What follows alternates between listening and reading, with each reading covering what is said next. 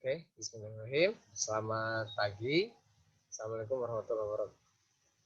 Assalamualaikum warahmatullahi wabarakatuh. Selamat pagi, salam sejahtera buat kita semua.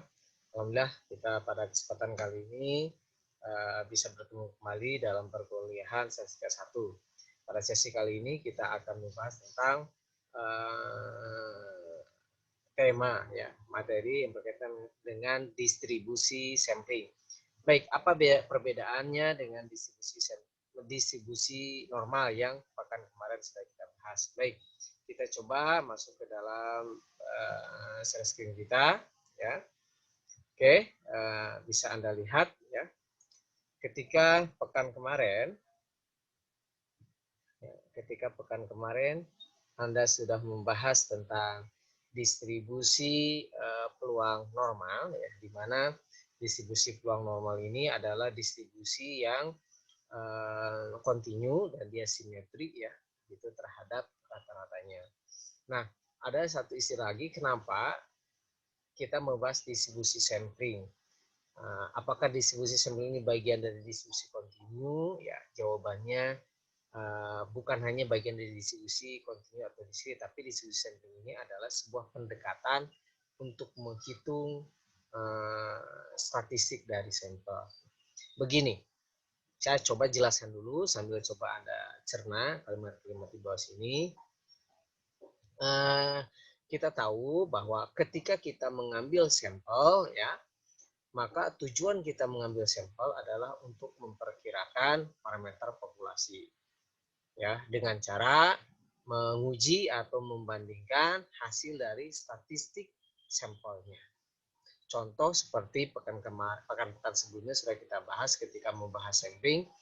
Ketika Anda mencicipi 1 sendok dari semangkuk bakso, ya itu kan adalah sampel ya, prosesnya sampling. Nah, rasa pedas yang dari 1 sendok bakso itu ya digunakan untuk memperkirakan, untuk mengestimasi rasa pedas yang ada di dalam semangkuk bakso. Artinya, statistik sampel digunakan untuk memperkirakan, untuk mengestimasi parameter dari populasi. Ya, itu ya.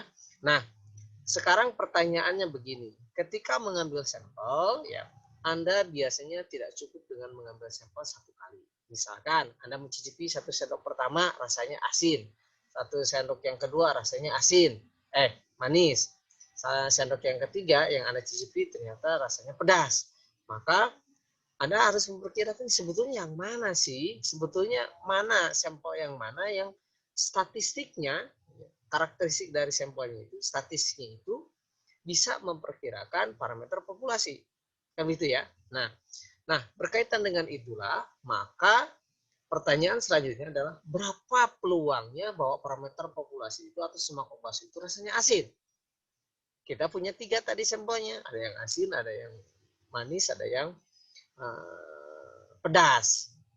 Lalu pertanyaannya berapa peluangnya bahwa rasa bakso di semangkuk bakso itu adalah asin?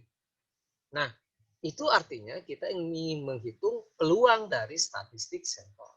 Nah, itu analoginya. Maka kita bisa lihat di sini. Sampel statistik atau statistik dari sampel ya seperti tadi rasa pedas di 1 sendok gitu loh ya, rasa asin dari 1 sendok yang dicicipi, rasa dan seterusnya yang dari yang dicicipi itu digunakan untuk mengestimasi parameter populasi.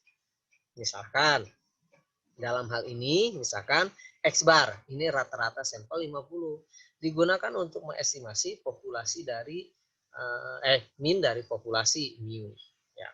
Permasalahannya adalah kadang-kadang katanya sampel-sampel yang berbeda, ya kan sampelnya lebih dari satu kali kita ambil, akan menghasilkan estimasi yang berbeda pula.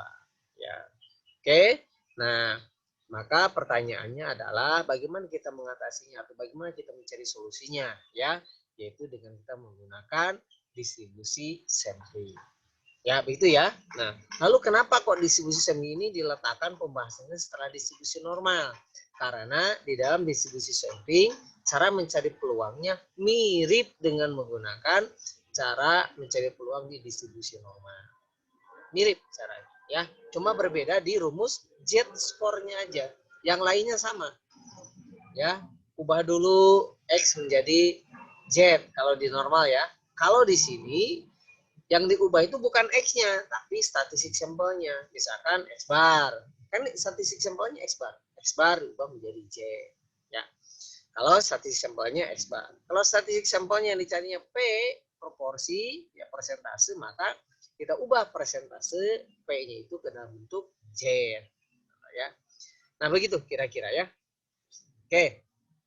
Makanya kita sangat penting untuk mempelajari distribusi sampling. Bukan apa-apa, karena ini digunakan untuk kita mengetahui berapa sih peluang kita dalam menghitung si statistik sampel itu akan sama dengan si populasi min atau min populasi. Berapa peluangnya statistik sampel itu nilainya sekian, berapa peluangnya statistik sampel itu sekian, ya.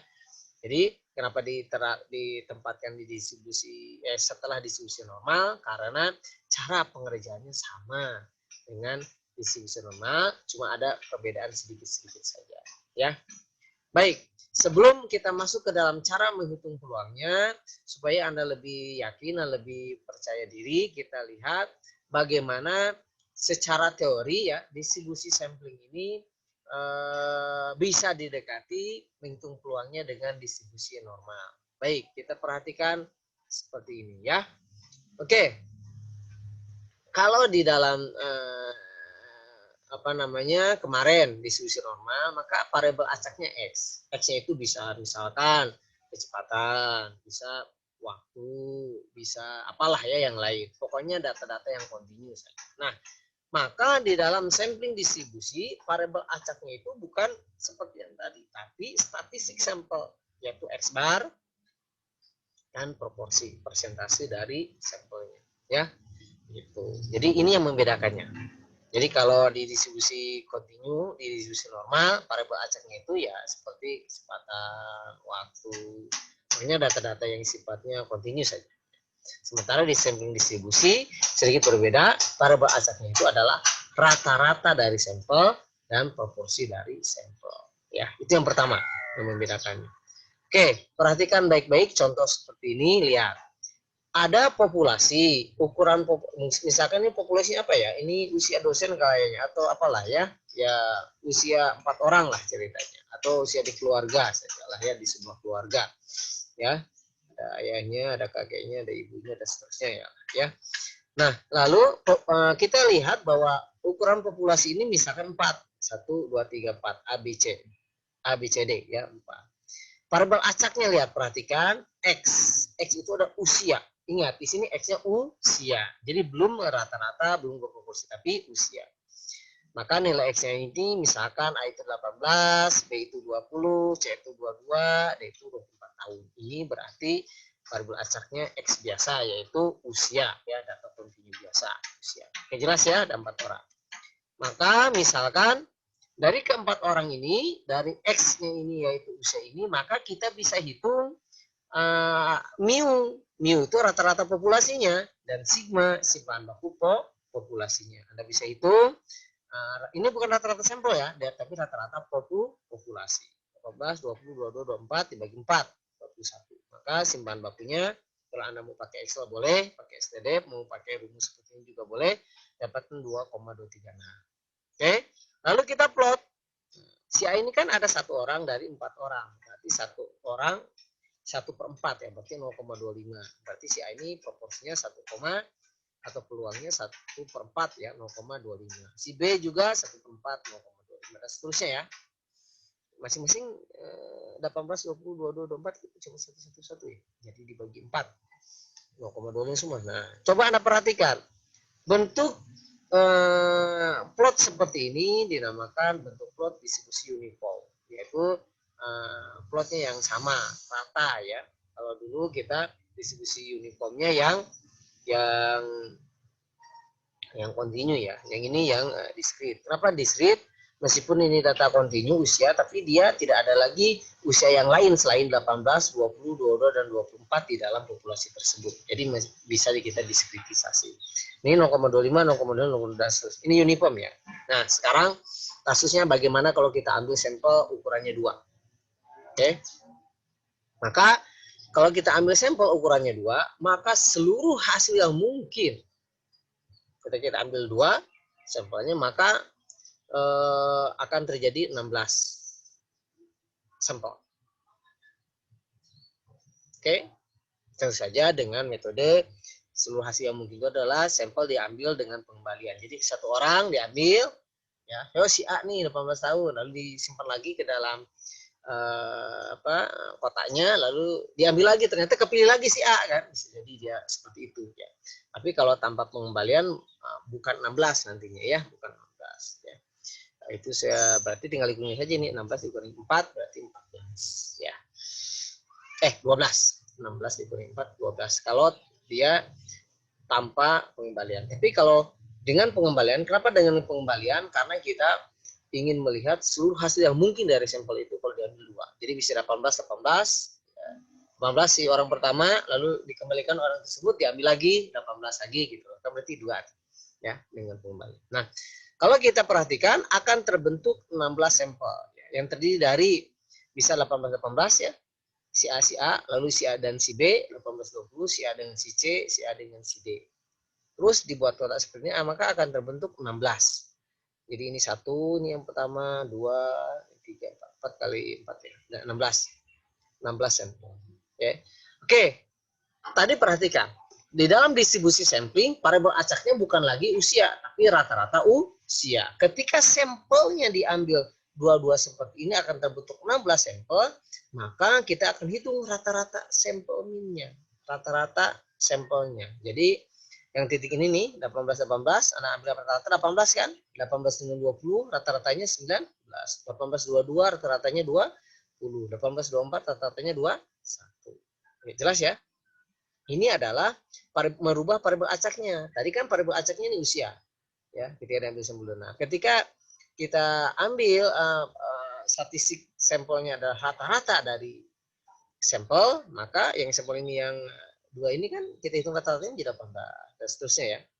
Nah, ini menjadi variabel acaknya berubah menjadi X bar, berubah jadi rata-rata sampel. Nah, dari 16 rata-rata sampel ini kita akan hitung sekarang.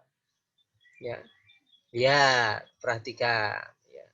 Ketika kita plot, ini kan rata-ratanya ya, ini sumbu X-nya bukan lagi X usia, tapi X bar atau rata-rata usia. Jadi sekarang berubah menjadi ini, lalu kita plot. Nah, ini 18 ada berapa? Ada 1 ya, 18 ya. Berarti 1/16, 0, sekian. 0,8 ya, 1/16 tuh. Ya, sekian. Lalu 19 ada 2, berarti 2/16 sekian. Terus nah, nanti kalau Anda cek seperti ini, maka Anda bisa lihat ini bentuk distribusinya menjadi mirip dengan distribusi normal.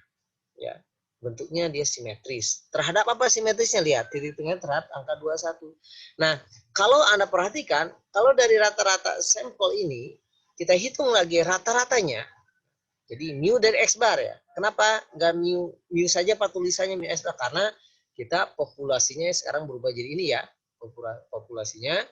Nah, ini mu X barnya sekarang tinggal kita jumlahkan seperti biasa dibagi 16, hasilnya 21. Lalu sigma X bar menjadi 1,58. Jadi yang tadi, yang sebelum kita ambil sampel, kita tahu mu-nya berapa? 21 juga. Tapi sigma-nya berbeda. Yang tadi sekian, nih sekarang sigma X barnya sekian. Kalau kita perhatikan, nah ini perbandingannya antara dua tadi. Yang pertama ini ketika belum diambil sampel, populasinya begini ya, mu-nya 21, sigma-nya 2,236. Sementara ketika diambil sampel 2 dan kita hitung rata-rata sampelnya, mu X barnya 21, sigma X barnya 1,58. Dan bentuknya yang asalnya seperti ini populasi berubah menjadi simetris. Oke, apa hubungannya? Lihat. Yang pertama hubungannya adalah ketika masih populasi dia bentuknya distribusinya boleh apapun, tapi ternyata ketika digunakan distribusi sampling dia berubah menjadi simetris. Lalu yang kedua, perhatikan ini. Mu-nya 21 di populasi, ternyata ini menjadi mu-nya 21. Jadi mu-nya tetap atau sama, bukan tetap, sama antara mu X bar dengan mu. Jadi mu X bar ini ya distribusi sampling ini sudah bagus, sudah tepat untuk memprediksi si populasi 21. Nah, ini yang berbeda nih. Ini sigma X bar. Apa hubungannya? Kalau kita perhatikan, ternyata ada hubungannya. Jadi mu X bar sama dengan mu, ya. Tadi ini dari sampling, ini dari populasi sama 21, 21. Nah, ini kita lihat, perhatikan. Ternyata sigma X barnya itu akan sama dengan sigma dibagi akar N. Jadi, ini sigma 2,236 dibagi akar N. Akar N itu akar 2. Akar 2 itu 1,414. Berarti 2,236 dibagi dengan 1,414. Hasilnya pasti 1,58. Jadi, ada 3 kesimpulan. Yang pertama, apabila menggunakan distribusi sampling, ya, maka statistik sampelnya, ya, rata-rata dari statistik sampelnya akan sama dengan mu populasi. Yang kedua, simpan baku dari statistik sampel adalah simpan baku populasi dibagi dengan akar N. Akar dari banyaknya sampel. Ya. Dan yang ketiga adalah hubungannya distribusi apapun ketika populasi, bukan normal sekalipun ketika populasi, tapi ketika kita lakukan distribusi sampling, ya, dia akan berubah menjadi bentuknya simetris. Nah, ini 3 hal ini yang perlu Anda perhatikan baik-baik, ya. Oke. Nah, ini nggak perlu dibahas dulu, ya. Oke, perhatikan ini. Apabila sampelnya semakin besar, ya, maka semakin tepatlah si X bar ini untuk memperkirakan si populasi. Ya. Jadi si X bar ini semakin tepat untuk memperkirakan mu-nya. Nah, makanya nanti kemarin kita belajar di sampling, katanya semakin besar ukuran sampel mendekati populasi maka akan semakin bagus, ya, atau errornya akan semakin kecil. Ini seperti ini. Nah, ini kan error kecil yang biru ini dibandingkan yang merah. Oke ya, ini ya. Maka sekarang karena tadi sudah ada hubungan antara populasi distribusi dengan distribusi sampling, maka untuk menghitung, ya, peluang dari statistik sampel, karena dia sudah distribusi normal, maka kita bisa gunakan sifat-sifat dari atau cara untuk menghitung dengan menggunakan distribusi normal. Hanya perbedaannya dari segi variabel acaknya. Kalau distribusi normal biasa, variabel acaknya X. Kalau ini variabel acaknya menjadi statistik sampel atau X bar, ya. Oke. Nah, ada yang tadi yang saya jelaskan, ya, yaitu bagaimana cara menghitung distribusi sampling, yaitu dengan menggunakan pendekatan distribusi normal. Hanya yang membedakannya adalah variabel acaknya. Nah, penjelasan itu dijelaskan dengan sebuah teorema yang disebut dalam statistik itu adalah dalil limit pusat atau teorema atau central limit theorem, ya. Nah, ketika central limit theorem menyatakan apabila sampel cukup besar, maka populasi yang warna biru yang asalnya tidak normal, ya, ternyata dia akan bisa mendekati distribusi normal yang warna merah, ya. Oke, begitu kira-kira. Nah, biasanya berapa sih Pak besarnya itu? Ya, biasanya kalau ukuran sampelnya lebih dari 30 gitu loh, ya. Tapi ini bisa jadi dalam kondisi yang lain bisa jadi agak sedikit plus minus lah, ya. Kurang dari 30 sedikit atau lebih dari 30 sedikit. Nah, sekarang perhatikan baik-baik cara menghitung distribusi sampling. Tadi kita perhatikan bahwa distribusi sampling itu ada tujuannya untuk menghitung berapa peluang dari statistik sampel. Statistik sampelnya ada 2, yaitu X bar dan proporsi. Nah, kita contohkan di sini adalah yang X bar. Jadi variabel acaknya bukan X lagi, tapi X bar, ya. Contoh, misalkan diketahui di dalam soal. Oke, contoh diketahui di dalam soal. Mu-nya 8. Ini mu itu berarti populasi 8, sigma populasi 2, ya, ada sebuah populasi dengan rata-rata 8, simpan baku 2. Ini populasi loh. Oke. Lalu diambil sampel dengan ukuran 25. Nah, pertanyaannya, berapa peluangnya bahwa dari 25 sampel ini X barnya itu ada di antara 7,8 sampai dengan 8,2. Maka kalau Anda sudah belajar diskusi normal pekan kemarin, ya, langkah pertama kita tinggal ubah si X bar ini, kalau distribusi normal adalah merubah X menjadi Z score. Nah, kalau di sini kita ubah X bar menjadi Z score. Bentuknya seperti ini. Kalau dulu kan X dikurangi mu per sigma ya, Z score-nya. Sekarang jadi X bar dikurangi mu X bar dibagi sigma X bar. Dengan ketentuan, Anda tahu tadi di dalam percobaan kita bahwa mu X bar ini nilainya sama dengan mu. Berarti sama dengan 8. Sementara sigma X bar adalah sigma dibagi akar N. Sigmanya 2 dibagi akar 25 gitu loh ya. Oke, jadi nanti kita ubah 7,8 dan 8,2 ya. Yang sebelah kiri di 7,8 dikurangi 8 dibagi 2 per akar 25 dapat minus 0,5. Yang sebelah kanan 0,5. Ini Z. Jadi X bar sudah berubah menjadi bentuk Z. Ya. Jadi asalnya X bar berubah bentuk Z. Kalau dulu yang distribusi normal X menjadi bentuk Z. Caranya X dikurangi mu per sigma. Karena sekarang X bar berarti X bar dikurangi mu X bar dibagi sigma X bar. Mu X barnya itu sendiri sama dengan mu.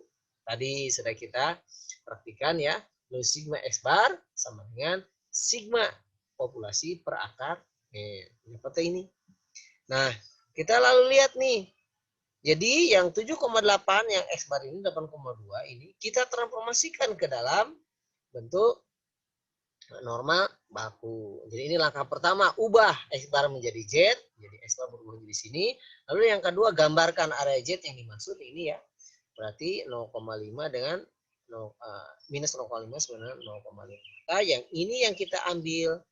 Ya, kita kita arsip. Nah, dengan menggunakan tabel apa namanya yang kumulatif. Kalau di slide ini tabel yang setengah, jadi yang dari 0 ke sebelah kiri 0,1915, dari 0 ke 0,5 0,1915. Jadi dikali 2 kalau yang ini ya, jadi dapat 0,3830. Namun kalau kita menggunakan tabel kumulatif yang kita pakai adalah luas 0,5 ke kiri dikurangi luas dari minus 0,5 ke kiri. Dapat hasilnya sama nanti 0,3830.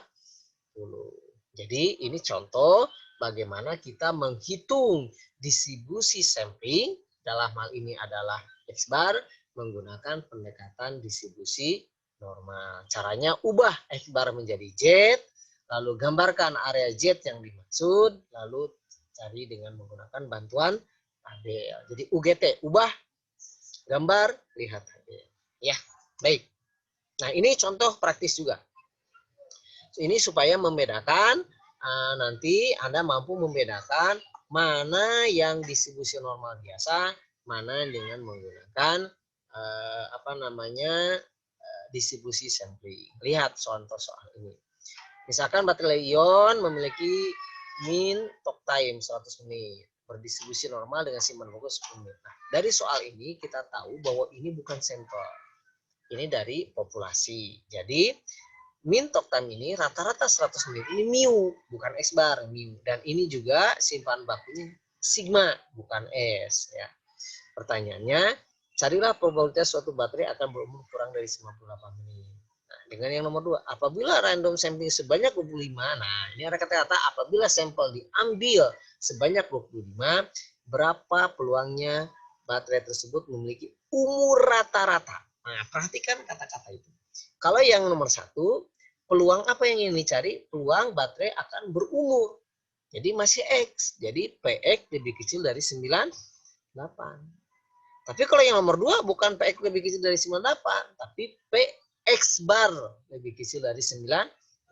Oke, sekarang soal nomor 1 dulu. Ini menggunakan pendekatan distribusi normal biasa. Ubah kita X ini 98 ini ke dalam Z ya. Ini seperti pekan kemarin ya, dapat minus 0,2, lalu kita gambar ya. Lalu kita gambar minus 0,2 ini kurang dari ya, lalu kita menggunakan tabel normal kita dapat 0,4007 ya, sehingga probabilitas talk time suatu baterai kurang dari 98 menit atau umur bicara baterainya kurang dari 98 menit adalah 42,07%. Nah, berbeda hanya kalau soal nomor 2. Perhatikan soal nomor 2. Apabila random sampling sebanyak 25, maka sekarang berarti bukan lagi X di sininya. Oh, ini enggak ketulis ya, tapi di sini X bar. Berarti ini X bar. Maka kita ubah X bar ini menjadi bentuk Z. X bar dikurangi mu X bar. Mu X bar itu mu sama dengannya kan. Sigma X bar adalah sigma per akar. Didapat minus 1. Oke. Kita lihat ya. Nah, ini minus 1. Oh, ini X bar ya di sini. Ini lupa X bar. Nah, maka dengan menggunakan tabel kita dapat 15,87%. Nah, di sini perhatikan kenapa berbeda hasilnya? Karena yang nomor 2 itu kita menghitung peluangnya, variabel acaknya bukan lagi X, bukan lagi rata-rata umur baterai, tapi yang nomor 2 ini adalah X bar atau rata-rata umur baterai. Kalau yang tadi kan umur baterai saja. X, kalau ini rata-rata umur baterai.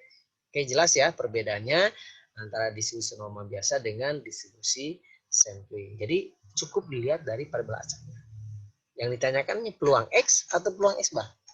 Nanti juga apakah peluang P kalau proporsi, nanti apakah peluang apa peluang X atau peluang proporsi. Oke ya. Nah, jadi ini adalah pendekatan menghitung peluang distribusi sampling dengan menggunakan distribusi normal. Ya, baik. Lalu selain rata-rata, distribusi sampling rata-rata, yaitu menghitung peluang untuk distribusi rata-rata, kita juga bisa menghitung peluang untuk distribusi sampling proporsi. Ya. Nah, kalau rata-rata itu, ya, itu variabel acaknya kontinu ya, yang tadi usia. Nah, bagaimana kalau rata-rata variabel acaknya itu variabel kategorikal seperti gender atau pemilihan presiden. Dalam ini vote for Bush ya, dulu ini masih zamannya George Bush ya, atau George Bush Junior dulu ya. Nah, atau college degree. Maka parameter populasi bukan lagi yang kontinu datanya, tapi yang kategorikal. Maka kita ambil sampel ya, beberapa sampel. Nanti setiap sampel dia akan terdiri dari peluang sukses. Sekali lagi, peluang sukses itu peluang kejadian yang ingin kita teliti, bukan yang bagus-bagus saja, bukan yang baik-baik, tapi yang ingin kita teliti. Ya. Oke, maka kita bisa menggunakan pendekatan distribusi normal lagi seperti yang tadi, analogi saja lah ya. Maka bisa diganti oleh distribusi normal. Jadi perhitungannya di sini bisa didekati oleh yang kontinu dengan menggunakan normal. Inilah gunanya central limit theorem. Jadi kalau sampelnya besar, maka yang di situ bisa didekati oleh yang kontinu. Nah, ini kan disetting. Nah, kalau besar, maka bisa berbentuk sebuah garis, ya, begitu ya. Jadi mu dari PSnya sama dengan P dan standar errornya didapat P 1 minus P per NP itu peluang sukses ya di populasi. Nah, nanti kalau di sampel P hat P kecil ya. Gue bukan P kecil karena ini udah P kecil ya. Jadi kalau di sampel P pakai topi. Nah, ini atau PS kalau di sini PS. Nah, sama. Jadi kita ubah ya variabel acak PS-nya menjadi bentuk Z. Caranya PS dikurangi P ya, atau mu PS dibagi sigma PS. Ini sigma PS-nya, ini mu PS-nya ya. Dengan P itu adalah proporsi populasi, sementara PS ini adalah proporsi sampel. Ya, sama. Oke. Contoh misalkan kita punya sampel 200. Sampel 200 ini diambil dari sebuah populasi dengan peluang sukses di populasi itu 0,4. Lalu kita ingin hitung berapa peluangnya ya populasi sampel proporsi sampel itu kurang dari 0,43. Nah, caranya ubah dulu PS ini menjadi dalam bentuk Z, itu PS dikurangi PS dan seterusnya ya, dapat PZ. Jadi ini ubah P ke dalam bentuk Z, lalu kita gambarkan area yang dimaksud lebih kecil, berarti ini yang di arsirnya 0,87 ke sebelah kiri, lalu kita menggunakan tabel Z, didapatlah 0,878. Nah, caranya sama juga seperti itu. Ya, Nah, kapan faktor koreksi? Ada juga faktor koreksi digunakan ketika mencari variansi atau sigma X bar tadi. Ya, kapan faktor koreksi digunakan? Apabila sampelnya lebih besar dari 0,5 dikalikan N. Ya, apabila dia lebih kecil, ya kita nggak menggunakan faktor koreksi. Jadi faktor koreksi ini ada akar ini. Kalau nggak ada akar ini berarti nggak menggunakan faktor koreksi. Jadi kita menggunakan sigma X bar tadi, sigma per akar N, lalu juga sigma PS ini hanya sampai sini. Faktor koreksi digunakan apabila N itu atau perbandingan antara sampel dengan populasinya itu lebih dari 0,05. Ya. Oke, saya kira begitu. Kalau ada faktor kalau kita lihat ini hanya tambahan saja. Oke. Jadi caranya sudah diberikan. Oke, saya pikir begitu. Terima kasih. Kita akhiri materi kita. Udah, jadi dari sini kita tadi sudah mendapatkan penjelasan bahwa kita dapat menghitung peluang dari statistik sampel, ya, informasi yang ada di dalam sampel dengan menggunakan pendekatan distribusi normal, yaitu istilahnya distribusi sampling dengan menggunakan central limit theorem. Baik, saya kira cukup sampai di sini. Nanti kita ada tanya jawab di media yang lain ya, di WA group dan sebagainya. Terima kasih. Saya akhiri. Assalamualaikum warahmatullahi wabarakatuh. Selamat pagi dan tetap mengikuti program sampai akhir.